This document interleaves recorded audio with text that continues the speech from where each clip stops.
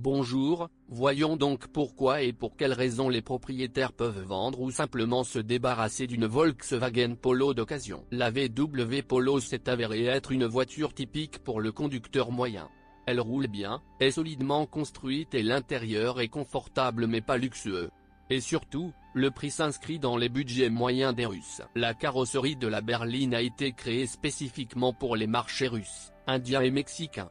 En Europe, la Polo n'est qu'une berline. Les modèles destinés à la Russie sont assemblés dans l'usine VW de Kaluga. Le choix de motorisation est, pour le moins, maigre, 1,6 litres et c'est tout. Après le restylage, un autre moteur de 1,4 litres a été ajouté. Pour l'Europe, le modèle a été créé dans un souci d'économie, il devrait s'agir d'une petite voiture économique sous-compacte. Mais cette formule ne fonctionne pas en Russie.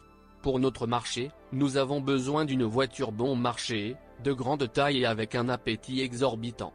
Par conséquent, la Polo a été transformée en berline et équipée d'une transmission automatique à part entière, comme sur les anciens modèles Volkswagen et Skoda. Pour attirer davantage l'attention des consommateurs russes, Volkswagen donne à la Polo une apparence similaire à la Passat haut de gamme. Cela donne aux acheteurs l'impression qu'ils ont acheté une version plus petite d'une berline professionnelle, plutôt qu'une voiture bon marché du segment économique. L'intérieur, bien que bien assemblé, n'a rien d'extraordinaire, il est plastique, discret, ascétique et le plus économique possible. Les sièges grincent et se détachent, en raison de matériaux bon marché, les sièges ne résistent pas aux conducteurs lourds sur de mauvaises routes. La Polo ne roule pas aussi bien que les autres modèles Volkswagen. Il lui manque une tenue de route allemande et une stabilité animale sur la route. Bien que les berlines, au contraire, soient des représentants typiques du roulage Volkswagen. Mais sur notre marché, on les trouve rarement. Polo était équipé à la fois de freins à disque et à tambour. De ce fait, un freinage excessif se produit sur les roues arrière. L'ABS est alors désactivé. Le booster à dépression de la pédale de frein fuit souvent, le conducteur appuie comme un fou sur le frein, mais la voiture n'est pas pressée de s'arrêter. Le moteur est bruyant et faible. Le moteur de 1,6 litres à faible puissance est suffisant pour travailler comme chauffeur de taxi et traverser les embouteillages. Cela ne servira à rien d'autre. L'isolation phonique n'est pas fournie dans la Volkswagen Polo. On entend le moteur et les arches depuis l'avant, et la suspension cogne toujours depuis l'arrière. Après 80 km/h, on entend le moteur, l'air, le craquement des sièges et les pneus. Sur les voitures qui ont parcouru des centaines de milliers de kilomètres, les faisceaux de porte et les commandes de vitres électriques sont souvent cassés. Les systèmes multimédia et d'alarme ne sont pas disponibles dans la configuration de base, les propriétaires exploitent et installent donc des équipements de fabricants tiers.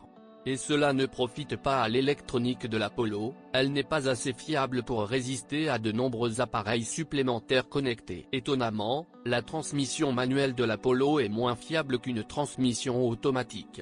L'embrayage brûle déjà sur 60 000 km et sur 100 000, il perd de l'huile. Les principaux problèmes de la Volkswagen Polo se concentrent sur l'électronique, les freins et le budget. Si vous ne savez pas à quoi peuvent ressembler les voitures normales, vous ne remarquerez peut-être pas à quel point la Polo est modeste. Il n'y a pas un si grand choix de voitures économiques sur le marché de l'occasion. La Polo n'est pas une voiture parfaite, mais elle est capable de ne pas s'effondrer au bout de 3 ans. Les pannes et les problèmes de la Volkswagen Polo peuvent être réparés. Les réparations ne coûtent pas cher. La carrosserie est fiable, les principaux composants fonctionnent. Le principal problème, comme dans le cas du Rapide, est qu'il s'agit de voitures taxi.